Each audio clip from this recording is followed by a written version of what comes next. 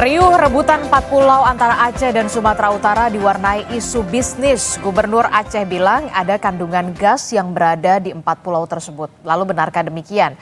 Atau ada persoalan lain yang menjadi dasar perebutan pulau-pulau itu? Kita akan bahas di pagi hari ini bersama dengan sejumlah narasumber saya yang sudah hadir melalui sambungan daring. Sudah ada guru besar sosiologi Universitas Syah Kuala Aceh, Profesor Ahmad Humam Hamid. Kemudian ada Direktur Eksekutif Komite Pemantauan Pelaksanaan Otonomi Daerah atau KPPOD, Pak Herman Suparman. Kemudian ada Direktur Eksekutif Trias Politika, ada Mas Agung Baskoro. Selamat pagi Bapak-Bapak, Assalamualaikum warahmatullahi wabarakatuh. Pagi, waalaikumsalam warahmatullahi wabarakatuh, Mbak Disti semua. Oke, ini kita lagi membahas yang lagi banyak sekali disorot oleh publik, apalagi kalau bukan perebutan 4 pulau antara Aceh dan juga Sumatera Utara. Saya mau ke Guru Besar Sosiologi Universitas Syah Kuala dulu. Ada Pak Humam. Pak Humam, ini kan jadi sorotan betul ya beberapa pekan terakhir begitu ya. Nah, Gubernur Aceh beberapa hari yang lalu begitu ya, Pak Muzakir Manaf bahkan kekeh sekali untuk mempertahankan 4 pulau tersebut. Nah, alasan apa sebenarnya dari faktor sosiologis, kemudian dari sisi historis, atau kemudian justru ada ada potensi migas yang kemudian ada alasan bisnis di sana yang kemudian kekeh sekali Gubernur Aceh untuk mempertahankan 4 pulau tersebut. Sebenarnya apa? Sebenarnya saya agak sedikit terkejut juga ketika Pak Gubernur menyampaikan tentang potensi migas. Saya yakin itu bukan sebuah statement yang berdasarkan akademik atau proof kajian. Tetapi di Aceh ini ada keanehan, Mbak. Apa keanehan? Apa yang nggak kita sangka-sangka? Itu pada masa Belanda, migas itu ditemukan di pantai timur. Yang paling dekat dengan Sumatera Utara, di Perlak dan di di Rantau namanya itu, dan di Aceh Tam yang dekat dengan Sumatera Utara. Itu pada masa Gubernur Van Hees, dia mengancam pemegang konsesi Belanda yang tidak mau eksploitasi itu. Dan karena itu kemudian pabrik refinery minyak di Berandan itu nggak ditutup, padahal sudah habis minyaknya di Telaga 7 di Medan. Untuk di 4 pulau ini berarti Anda melihat? Dengar dulu. Ini Mu'alim ini dengan intuisi dia ngomong itu. Okay. Itu bukan akademik. Kenapa begitu? Pada masa Orde Baru gas itu bergerak lagi dia, bergerak ke arah barat, ke utara yang dikenal dengan Arun. Itu yang menjadi tambang emas Pak Harto dalam membangun Republik ini. Okay. Dan itu adalah simbol perlawanan masyarakat GAM pada masa itu. Ada ketidakadilan pembagian, kemudian berontak, ya, kemudian bergerak ke barat lagi. Kali ini ke laut itu, dan itu secara by law itu wilayah Indonesia, dan by law itu 12 mil di atas Aceh. Artinya itu tidak masuk dalam wilayah Aceh by law, tapi geografis dia dekat dengan Aceh. Dan itu potensinya itu 10 TCF. Itu luar biasa itu hanya kalah dengan Bintuni itu. Itu yang ketiga terbesar di Indonesia, ada Bintuni, kemudian ada Masela, sekarang Andaman. Dan itu sudah akan dieksploitasi oleh Mubadala Energi, segera akan masuk Harbor, segera mungkin akan masuk apakah Repsol, saya tidak tahu. Kemudian ada temuan lagi di pantai barat. Ini sudah masuk perusahaan Conrad, itu di Singapura, sudah akan dieksploitasi di atas Melabu dan sudah menemukan sumur baru di Singkel yang akan segera dieksplorasi gitu. Tapi jadi ada semacam ada semacam sungai mungkin di bawah itu, sungai bekas fosil gitu, yang di dalamnya itu ada minyak, ada gas, ya, dan itu mengelilingi Aceh. Dan itu Mbak mungkin takdir kami di Aceh ini untuk selalu ribut masalah itu karena ada sumber daya. Saya mulai berpikir apakah ini kutukan sumber daya untuk Aceh dan Indonesia? Mari kita rubah nikmat ini. Mari kita rubah rahmat sumber daya alam Aceh ini menjadi nikmat untuk bangsa Indonesia. Ya, lagi-lagi Mu'alim itu ngomongnya intuisi itu. Dia panglima perang, dia tidak nggak yakin dia jarang mungkin ya mana dia tahu mengenai migas. Saya pun nggak tahu. Itu mungkin intuisi dia itu. Jadi saya juga mendengar dari teman-teman itu masuk dalam wilayah yang akan dieksplor oleh Kongrat. Tapi ini masih spekulasi ini. Ya, cuman sayangnya Mu'alim kok lepas dia ngomong itu. Tapi biasalah Panglima Perang kan intuisi yang sering keluar. Oke, ya? Jadi menurut Anda ini adalah intuisi dari seorang gubernur Aceh begitu ya? Saya kira ya, karena dia tahu perpindahan itu loh. Kok ke barat, kemudian sampai ke Arun ribut gitu ya. Kemudian ini Mubadalah ndak ribut ini. Kemudian pindah ke Melabuh Konrad, ya. Kemudian Konrad juga sudah menemukan di Singgil. Selangkah lagi ke itu. Makanya orang-orang Aceh ini kok marah sekali gitu. Saya tidak pernah melihat bersatunya komponen masyarakat Aceh dari yang ultra nasionalis NKRI, ya kan, sampai kepada bekas-bekas Panglima GAM. Oke, tapi Anda melihat kalau ini sebuah intuisi dari seorang gubernur Aceh, apakah ini juga bagian dari sikap untuk mempertahankan harga diri terhadap 4 pulau tersebut yang bisa dikatakan secara historis ya memang Aceh begitu? Begini Mbak, ini tanahnya kecil Mbak, lebih kecil dari kebun sawit saya ini. Saya punya kebun sawit di Pidi itu sekitar 85 hektar. Oke. Ya kan, dari gaji saya, dari kerjaan saya selama mengajar, saya sedang itu lebih kecil dari kebun saya itu. Pulau Panjang itu 47 hektar kurang lebih. Pulau Lipang, Mangkir Ketek, Mangkir Besar, itu kurang dari 10 hektar. Oke. Ya kan? Jumlahnya sekitar 70 hektar. Lebih kecil daripada kebun sawit Prof. Humam gitu. Oke? Dan dia tidak lebih dari 1/4, ya, 1/4 luasnya kompleks stadion GBK di Senayan Jakarta. GBK itu kalau nggak salah kurang dari 280 hektar. Nggak ada apa-apanya kalau fisik. Secara fisik. Tapi bagi Aceh ini simbol ini. Oke. Kalau udah simbol kita udah nggak bisa ngomong nih. Ini sudah nilai. Ini sudah internal ini. Dan ini harus kita ingat bukti-bukti historis pemerintahan. Bukti-bukti historis sosiologis, itu Aceh itu. Oke, bukti historis dan sosiologis itu Aceh berarti ya, keempat pulau itu ya? Apa yang paling gampang membuktikan itu adalah historis dan sosiologis. 2 orang anggota DPR RI asal Sumatera Utara, itu enggak mau. Jangan diusik. Bagaimana mungkin seorang hebat DPR RI, dengar dulu, Ahmad Doli Kurniawan, yang kakek moyangnya berasal dari Pantai Barat mengatakan itu salah. Ya? Dan yang kedua, tunggu dulu Mbak, boleh hari ini cek tetua masyarakat nelayan dari Sibolga sampai ke Tapanuli Tengah sampai ke Singgil, itu mengakui pulau itu milik Aceh. Oke, baik Prof. Saya nggak usah ngomong yang bukti-bukti tertulis itu. Gubernur Aceh, baik. Oke, baik. Tahan dulu Prof. Humam, saya berikan kesempatan juga kepada narasumber yang lain. Saya ke Mas Agung. Mas Agung, dari sisi politis begitu ya. Kemarin kan sempat gaduh sekali, kemudian ada Kemendagri dan kemarin baru Wamendagri mengatakan tidak ada aturan yang tidak bisa diubah begitu ya. Kemudian ada juga pernyataan yang sampai akhirnya Presiden akan segera mengambil keputusan.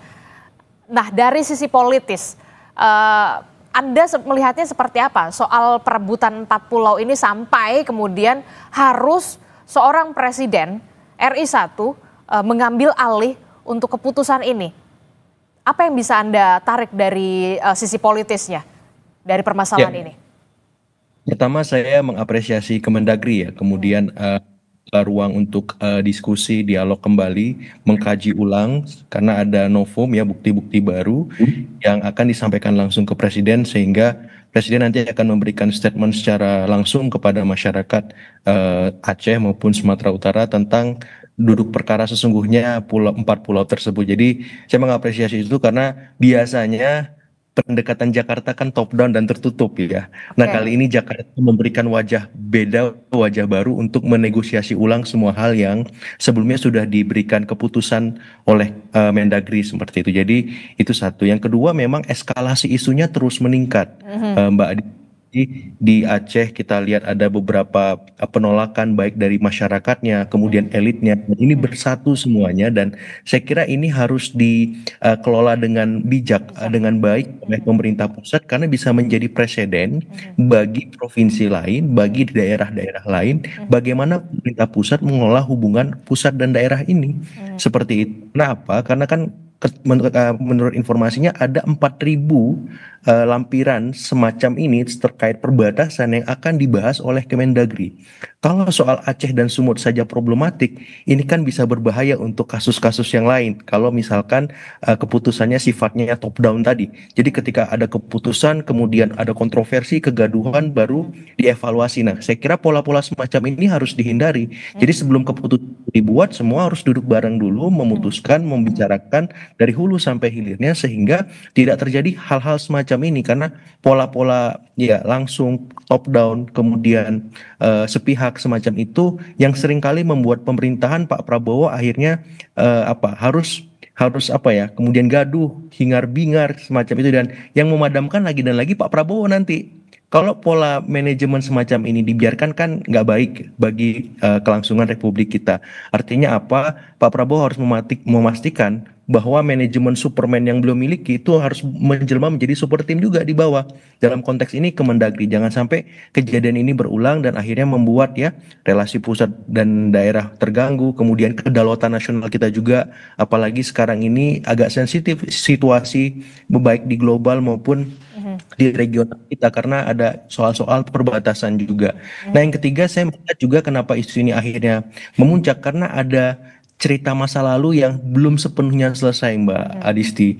Cerita di mana ya katakanlah pemerintah kita dengan rakyat Aceh kan istilahnya baru berapa ya 2004 berarti 21 tahun baru bisa bareng-bareng membangun masing-masing daerah, masing-masing republik semacam itu. Jadi ini butuh waktu yang lebih supaya apa memori kolektifnya menjadi positif terhadap kisah yang belum tuntas tadi. Ada kisah yang belum tuntas begitu ya, apalagi soal perjanjian Helsinki pada 2005 begitu itu yang juga kemudian mencuat kembali begitu ya soal perjanjian Helsinki itu. Saya kebetulan sampai SMA di Sumatera Utara, Kota Medan, Pak Umam. Luar biasa Mas Agung. Ya, jadi saya mendapati banyak teman-teman sekolah saya itu eksodus saat ada relasi yang kurang baik antara Jakarta dengan Aceh. Mereka pindah sekolah dari Aceh ke Medan dan saya mendengar cerita dari teman-teman SMA saya itu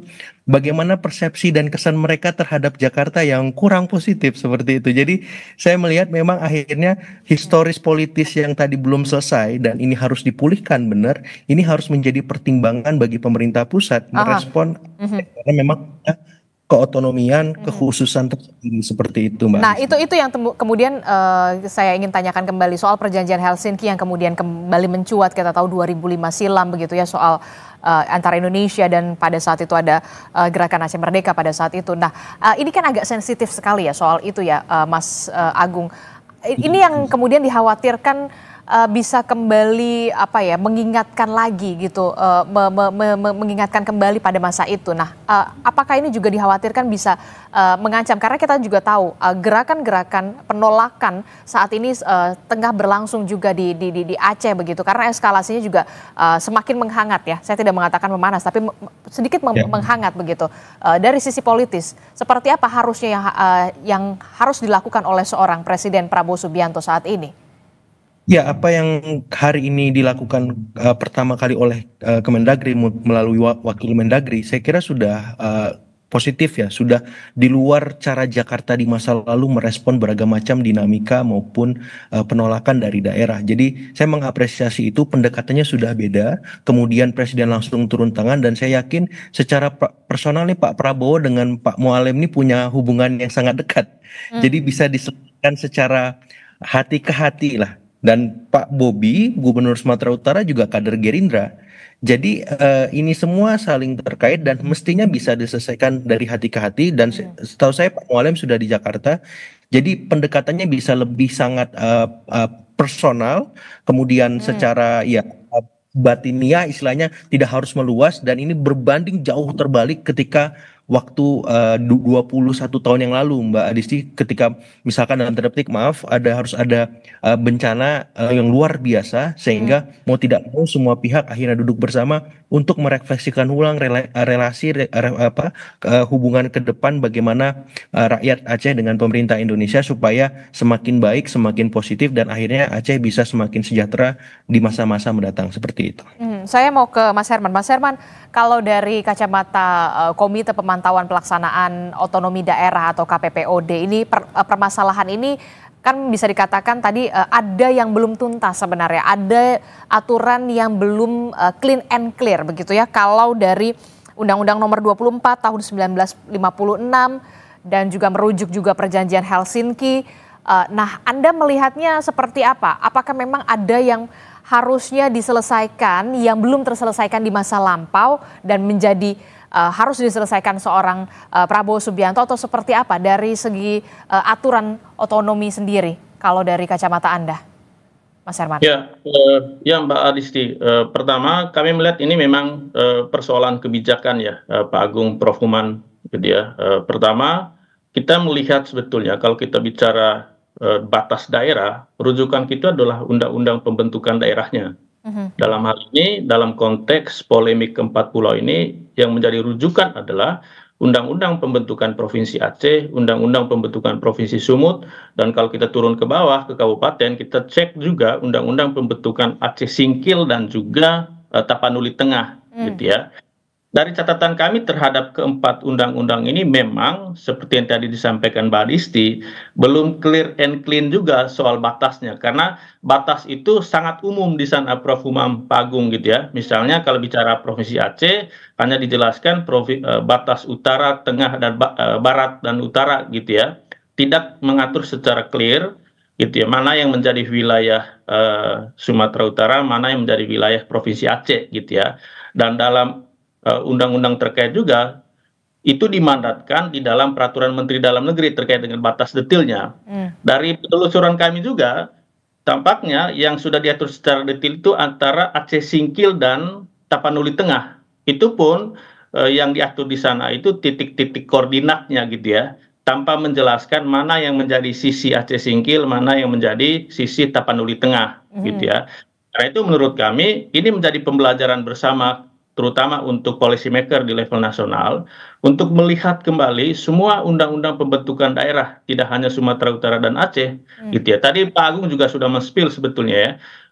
Ini menjadi momentum untuk mengecek kembali apakah memang ada hal-hal yang belum dijelaskan secara clear di dalam undang-undang pembentukan daerah itu. Itu yang pertama, masalah kebijakannya gitu ya. Yang kedua, kalau tadi Mbak Adisti menyebut perjanjian Helsinki gitu ya, kami meyakini perjanjian itu kan sebetulnya merujuk juga beberapa undang-undang yang terkait gitu ya, terutama undang-undang di dalam negeri, yaitu Undang-Undang 24 1956 gitu ya.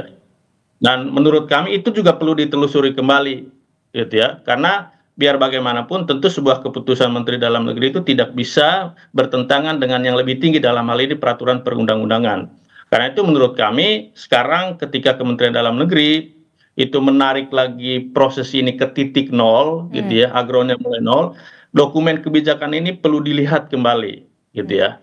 Itu persoalan pertama. Persoalan keduanya adalah kalau kita melihat, saya tidak menyebut ini sengketa ya, karena itu tergantung perspektif juga gitu. Mengapa Anda tidak mau menyebutkan ini soal sengketa, tapi lebih apa? Lebih ke perebutan atau seperti apa? Karena kalau kita lihat perspektif dari saudara-saudara kita di Aceh gitu, kalau kita lihat percakapan di medsos, menurut teman-teman di sana ini bukan sengketa, ini perebutan oleh pihak lain gitu ya.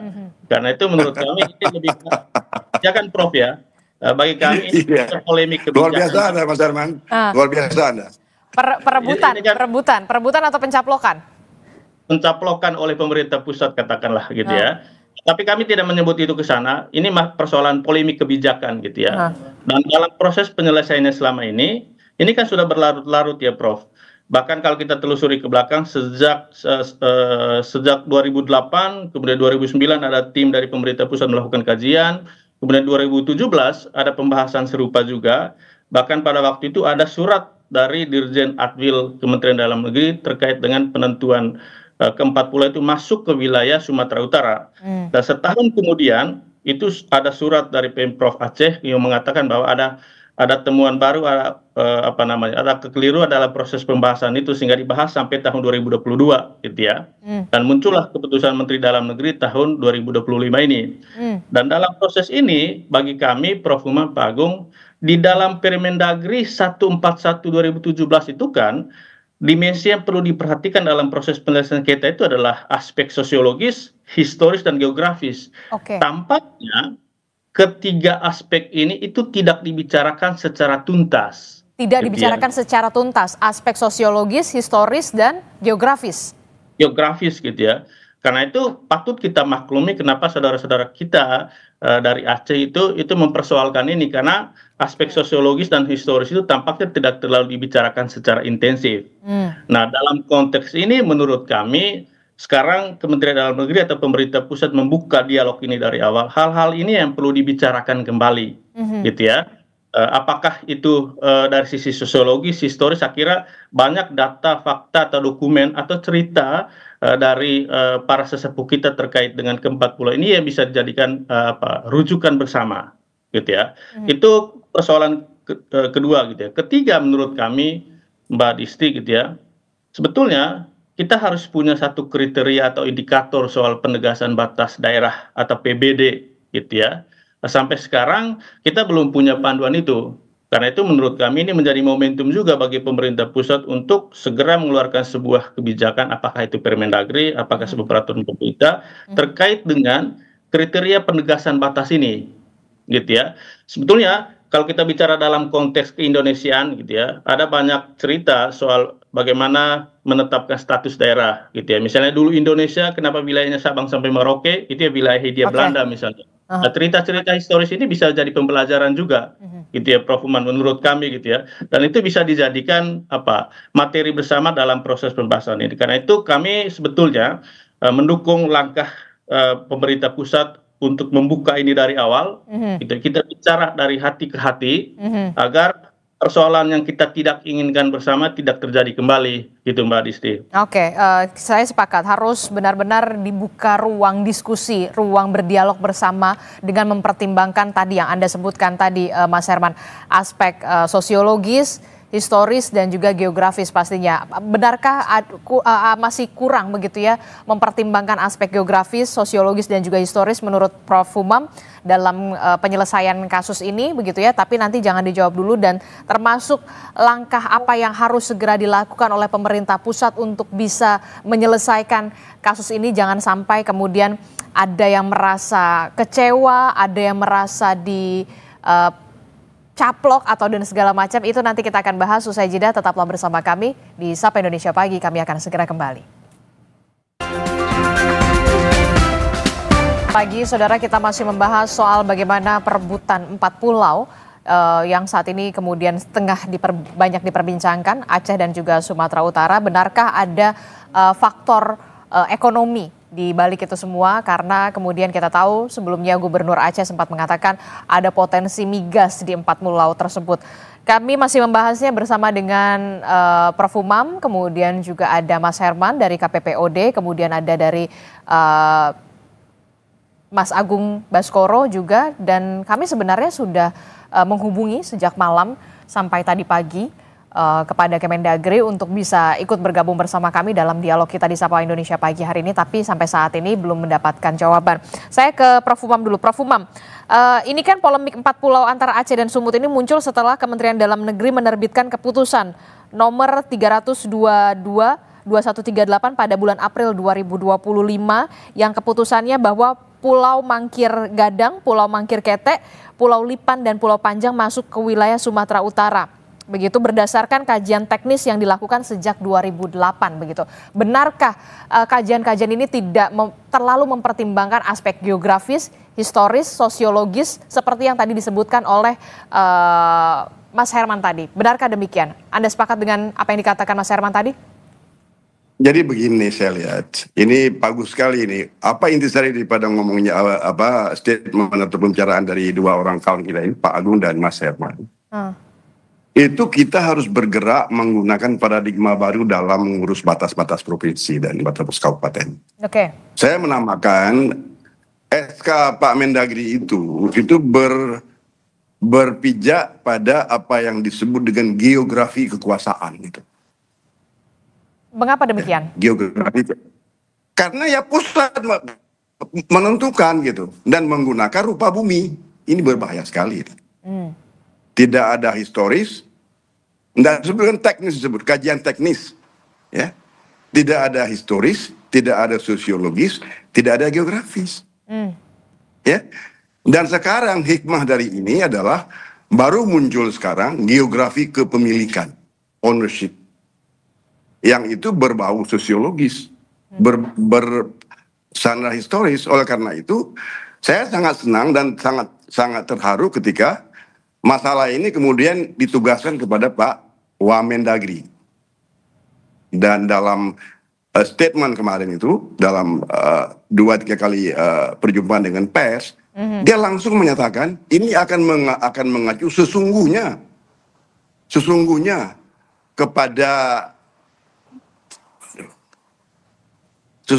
kepada historis, kepada sosiologis, kepada kultural, kepada politik. Ya, ini adalah provinsi bekas konflik. Oke. Jadi kalau disebut tadi ada dugaan migas, kemudian ada istilah frasa pengelolaan bersama dari Mendagri loh dan Bobi Nasution. Terserah dia mau revisi. Tapi Aceh ini tidak pernah berhenti dari konflik, tidak pernah berhenti dari darah. Tidak ada aman yang total di Aceh ini. Semenjak perang Belanda itu sampai dengan hari ini, kalau kita jumlah total damai benar tuh sekitar 30 tahun. Itu pun dikompilasi semua gitu. Prof Umam. Jadi oleh karena itu ada DNA curiga. Saya menyebut curigation, ya. Ada apa-apa dicurigai di sini. Jadi jangan memaksa ini. Kemudian saya juga menyesali Mualim. Tapi itu intuisi, ya. Jadi curiga ini. Kalau Bobi begitu dia mau bagi-bagi dengan kita ya. Pak Mendagri juga ikut ya. Ini berbahaya sekali ini. Termasuk ini juga yang kemudian dikhawatirkan adalah ketika ada kekecewaan begitu ya pada saat Kemendagri mengatakan bahwa ini masuk ke wilayah Sumut dan kemudian akan ada dikaji ulang. Nah nanti bentuk-bentuk kekecewaan ini seperti apa dari aspek sosiologis begitu masyarakat Aceh inilah yang kemudian dikhawatirkan kembali menghangat begitu ya. Makanya begini Mbak, kita di Aceh sudah melahirkan generasi Helsinki, generasi tsunami yang tidak pernah sedikit pun ada dalam memori mereka itu, lemari ingatan mereka itu tentang ribut, tentang perang, tentang darah. Tidak ada itu. 2005 sampai hari ini itu anak-anak yang lahir itu tidak mendengar bunyi senapan, tidak melihat checkpoint, tidak mendengar perkosaan, tidak macam-macam. Jadi kalau ini spoil ini. Dan mereka jadi nggak tahu kalau akan datang ke banyak lemari ingatan, bisa dia orang yang anti pemerintah Republik, bisa dia orang yang sangat cinta kepada Republik. Dan mereka sekarang anak-anak ini adalah anak-anak algoritma ini, mereka akan cek semua ini, masuk ke museum ke gudang data di Belanda, di KTLV. Ini kan kemudian dikhawatirkan muncul trigger konflik kembali bisa datang begitu ya. Ini yang kemudian dikhawatirkan sekali. Begini Mbak, seluruh ex kawasan konflik pinggiran dan pusat di dunia ini itu selalu on and off resistensi. Ya. Dan mudah-mudahan di Aceh tidak. Catalonia, kemudian Bas, kemudian Mindanao, kemudian Irlandia Utara, itu hanya sepatah kata dalam tulisan sejarah itu bisa ribut gitu loh. Oke.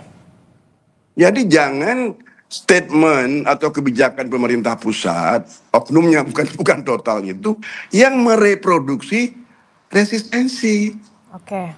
Atau memanggil ulang gen resistensi yang sudah mau hilang gitu loh. Oke. Jadi oleh karena itu Mas Agung itu sudah sangat bagus menyampaikan ini bahwa nggak boleh top down. Demikian juga Mas Herman. Mari kita gabungkan geografi kekuasaan yang duduk di meja menggunakan GIS, ya itu gaya kolonial seperti itu. Oke. Tarik garis nggak ada urusan. Oke. Seperti itu nggak mau tahu. Oke, baik Prof. Nggak Umam. bisa. Jadi mesti datang sebuah narasi baru kebangsaan. Ya, negeri ini dibangun secara bersama. Oke. Tidak diputuskan dari meja Menteri Dalam Negeri yang menarik garis suka-suka hatinya gitu loh. Oke, baik. Yang beriman kepada GPS, beriman kepada peta Belanda. No, nggak Oke, bisa baik. seperti itu. Oke, baik, kita tangkap juga di Terima kasih, sini Mbak. Prof. Umam. Saya ke Mas Herman. Mas Herman, dalam kita tahu sebelumnya Bobi Nasution, Gubernur Sumatera Utara mengatakan ada ajakan untuk pengelolaan bersama. Nah, kalau pengelolaan bersama itu sebenarnya ada atau tidak dalam pengelolaan atau desentralisasi soal pengelolaan ini antara Sumatera Utara dan juga Aceh, dimungkinkan atau tidak sebenarnya? Atau memang nggak ada sebenarnya kayak gitu pengelolaan bersama? Ya, sebetulnya jangan dipahami pengelolaan bersama ini seperti kerjasama antara daerah ya. Karena kalau bicara kerjasama antara daerah, itu memang sudah diatur dalam sejumlah peraturan. Tapi menuju kerjasama antara daerah ini, batas-batas yurisdiksi atau batas-batas administrasi itu mesti clear and clean gitu ya. Apakah misalnya dalam kasus sengketa, dalam kasus kebijakan ini ya, 4 pulau ini, perlu di-clear di awal. Yang paling pertama adalah ke-4 pulau ini masuk ke wilayah Aceh atau Sumatera Utara sebelum kita bicara kerjasama antara daerah. Dan dalam kerjasama antara daerah itu pun batas-batas daerahnya itu tetap ditegakkan gitu ya. Bukan dianggap seperti ini adalah barang milik bersama gitu ya, dikelola bersama, bukan. Yang paling pertama yang mesti ditegakkan itu adalah soal batas daerah atau status ke-4 pulau itu. Oke. Gitu ya. Itu baru bicara kerjasama antara daerah. Dan dalam kerjasama antara daerah itu prosesnya juga panjang gitu ya. Jadi tidak semerta-merta ketika ada sengketa seperti ini, ada polemik seperti ini langsung dikelola secara bersama gitu ya. Karena dalam konsep desentralisasi dan otonomi daerah tentu ada hak-hak keuangan atau basis-basis legitimasi wilayah dalam memberikan pelayanan pemberdayaan masyarakat atau dalam upaya memberikan sentuhan pembangunan terhadap ke-4 pulau itu gitu ya. Jadi yang paling pertama yang mesti di-clearkan itu adalah batas. Jadi kami mengatakan tidak ada kamus kata kelola bersama dalam konsep seperti ini, gitu Mbak Disti. Oke, jadi tidak ada kamus pengelolaan bersama, harus diperjelas dulu soal batasnya dulu ya, batas wilayahnya dulu. Kalau Mas Agung, pernyataan dari seorang Gubernur Sumatera Utara, Bobi Nasution, soal pengelolaan bersama ini menurut Anda dari segi politik begitu ya, bagaimana? Apakah ini coba mendudukan supaya dapat win-win solution atau sebenarnya justru makin memperkeruh begitu? Kalau tadi kata Mas Herman, sebenarnya nggak ada pengelolaan bersama, harus diperjelas dulu batas wilayahnya. Persis. Jadi kan ada otonomi khusus di Nangro Aceh Darussalam. Tapi semua juga khusus Mbak Adisti, karena ada epicentrum Solo di sana. Jadi ketika kekhususan masing-masing ini beradu hari ini, sudah benar Pak Prabowo mengambil peran di sana supaya win-win solutionnya tadi dapat. Jadi kekhususan yang dimaksud itu dalam artian kalau misalkan 4 pulau tadi ke Aceh, Sumatera Utara ini apa ya istilahnya kompensasinya yang lain gitu.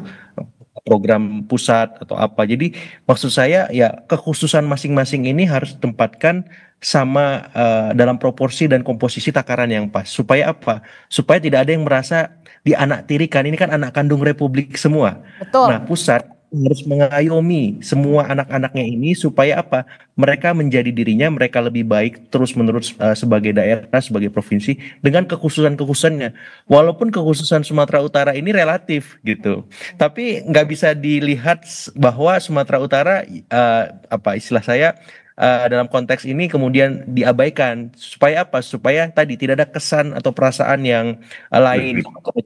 Aceh apalagi sudah jelas terafirmasi punya kekhususan otonomi khusus, undang-undang sendiri, namanya juga Nangro Aceh Darussalam, jelas sekali Betul. sehingga mindset dari pemerintah pusat top down iya, bottom up iya.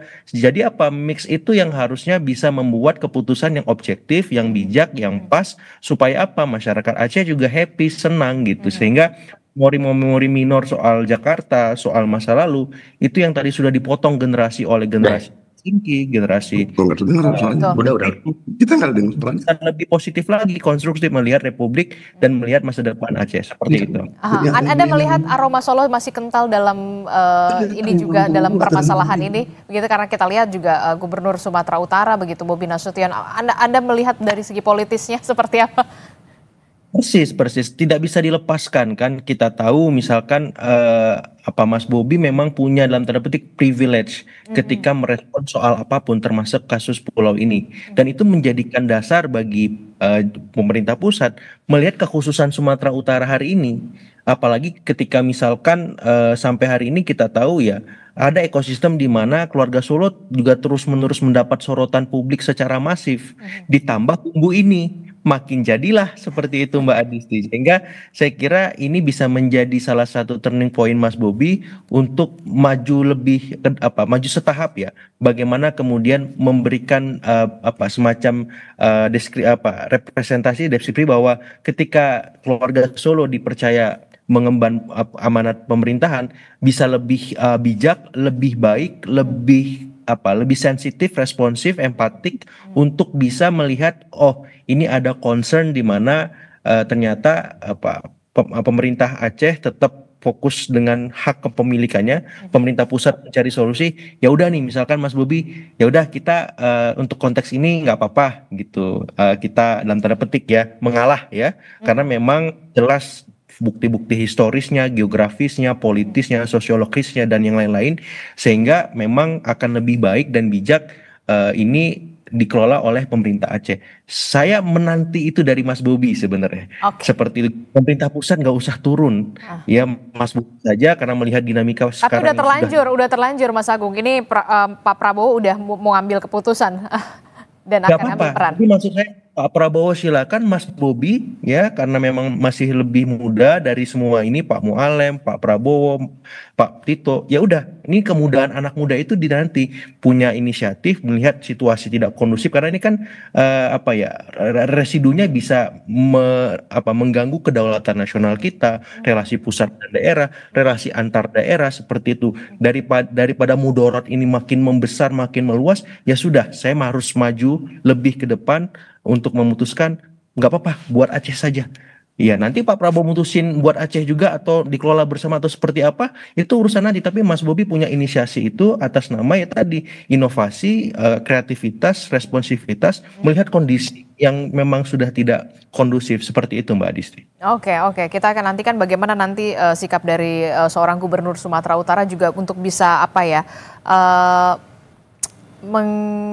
bisa menjernihkan suasana juga paling tidak begitu ya. Nah, terakhir menurunkan tensi itu yang kemudian penting sekali saat ini untuk juga bisa memperbaiki nantinya relasi antara pemerintah pusat dan juga daerah. Terakhir saya ke Prof Umam soal pengelolaan bersama dan masa depan 4 pulau ini. Anda melihatnya seperti apa? Singkat saja. Gini, ini kalau saya ngomong kalau disebut provokasi nanti dari Mbak ini ya. Jangan. Begini ya, jadi yang paling berbahaya itu adalah narasi kebangsaan bercampur dengan image. Ya. Jadi nampak di situ narasi kebangsaan dari Pak Tito. Tapi penggunaan frasa pengelolaan bersama. Kemudian tuduhan Pak Prabowo masih di bawah bayang-bayang. Previous administration, saya nggak usah pakai bahasa umum lah, ya biar ini untuk orang-orang kita aja gitu. Ya kan? Itu terbukti seperti itu. Jadi ini ada bangsawan, ya, ada bangsawan baru di Sumut, dia sendiri ngotot untuk itu pada awalnya. Ya. Tapi tidak direspon secara agregat seluruh Sumatera Utara, bahkan masyarakat Taptun sendiri. Oke. Kita tahu personality Masinton itu, ya semua tahu. Dia itu luar biasa itu kalau udah mau itu, ya kan? Tapi dia pun menjaga diri. Artinya apa yang hendak saya katakan? Saya nggak mau memperkeruh suasana. Kenapa ada simetris antara Prabowo, ini pertanyaan-pertanyaan curigasin orang Aceh ini. Simetris antara Bobi dengan Tito, pengelolaan bersama. Udah ngomong duluan nggak seperti ini? Padahal tidak ada mungkin. Ya. Jadi menurut saya, apa yang bisa kita simpulkan hari ini, secara historis, politis, kultural, administratif. Kalau Pulau 4 ini pada hari ini jatuh ke Sumatera Utara, Singkil terutama, dan Aceh pada umumnya merasa hilang. Dan itu luka. Kalau mau pakai kata yang paling provokatif lagi, dikalahkan oleh negara. Oke. Dan Aceh sudah mengalah, orang GAM sudah mengalah ketika di Helsinki. Oke. Ya, oleh sebagian ekstra ultra GAM disebut dikalahkan. Tapi orang Aceh mengatakan mengalah. Ya. Tetapi kalau Sumut, kalau itu kembali ke Aceh, memang memilih Aceh, itu Masinton nggak merasa dia hilang gitu, karena nggak pernah memiliki kok. Oke. Bagaimana kita mengatakan itu hilang atau dikalahkan karena nggak pernah memiliki. Jadi kalau Aceh ini kemudian, kalau pulau itu jatuh keputusan pemerintah, saya kira nggak mungkin Pak Prabowo. I honestly believe ya, Pak Prabowo nggak akan buat seperti itu. Oke. Itu masyarakat Aceh bukan lagi mengalah, bukan lagi GAM, ini masyarakat Aceh secara keseluruhan, dari ultra GAM sampai kepada ultra nasionalis NKRI. Oke. Bahwa Aceh dikalahkan oleh pemerintah pusat. Ini paling berbahaya. Ingat, 2 orang negarawan besar ya, yang membuat Aceh ini damai dari konflik 30 tahun lebih. Ya. Pak SBY turun gunung mengatakan hati-hati. Kalau ngomong hati-hati orang Jawa itu dalam loh. Kemudian orang Bugis, sudahlah kata dia, Pak JK, sudahlah itu hak mereka gitu. Jadi udah selesai ini menurut saya. Jadi 2 orang pelaku besar sejarah yang akan dicatat sampai kapanpun selama NKRI ini masih hidup, untuk menyelamatkan Republik ini dari bara gitu. Oke. Dan jangan memanggil gen yang sudah akan hilang. Oke, baik. Saya kira itu pesan saya, dan saya melihat, saya optimis, Wamendagri Bima Arya ini itu sangat dingin, sangat mengerti apa itu kultural, sangat mengerti apa itu partisipatif. Tidak salah dia menjadi kunci untuk ini. Saya kira begitu. Oke, kita harapkan nanti ada keputusan yang benar-benar tepat dari seorang Presiden Prabowo Subianto soal penyelesaian masalah ini ya, Pak Prof. Umam. Terakhir, Pak Herman. Ya, dengan posisi sekarang, dengan posisi sekarang diambil alih oleh Bapak Presiden, kita mengharapkan pendekatan dialogis itu yang diutamakan. Kemudian yang kedua, proses pembahasannya masih transparan, partisipatif, bermakna gitu ya, Prof. Umam, Pak Agung. Itu yang kita harapkan. Karena tidak hanya teman-teman Aceh dan Sumatera Utara yang menunggu, ini publik Indonesia nih menunggu sebetulnya. Karena itu kita membutuhkan benar-benar informasi pembahasan yang transparan ke publik gitu. Oke, terakhir Mas Agung, dari sisi politis, inilah yang kemudian keputusan dari seorang Presiden Prabowo Subianto benar-benar ditunggu oleh masyarakat Aceh khususnya dan juga Sumatera Utara. Ya, saya yakin setiap ada kegaduhan kan memang Pak Prabowo tahu formula yang pas untuk semua. Jadi untuk kali ini masalah 4 pulau terkait di Aceh dan Sumut, saya yakin semua anak-anak Republik ini akan mendapat semacam formula yang pas dan menyenangkan semua. Saya yakin seperti itu. Dan ini makin kesini makin tensinya makin turun. Ya terkelola karena Wamendagrinya Mas Bima juga punya background yang cukup dalam soal politik lokal, otonomi daerah dan seterusnya, sehingga ini bisa harapannya memberikan win-win solution, solusi Betul. terbaik bagi semua daerah. Seperti itu, Mbak. Oke, kita harapkan tentu saja Presiden Prabowo Subianto akan mengambil keputusan secara bijak begitu ya, secara bijak, secara tepat pastinya tidak ada yang merasa kecewa dan ada anak emas atau anak tiri, jangan sampai ada seperti itu karena semua Indonesia satu kesatuan. Terima kasih Mas Agung Baskoro telah bergabung bersama kami, Mas Herman telah bergabung bersama kami dan juga Prof Umam, terima kasih sudah berbagi perspektifnya di Sapa Indonesia Pagi. Oke, Assalamualaikum, selamat pagi. Ayo ngopi di aja nanti, kopi gayo ya.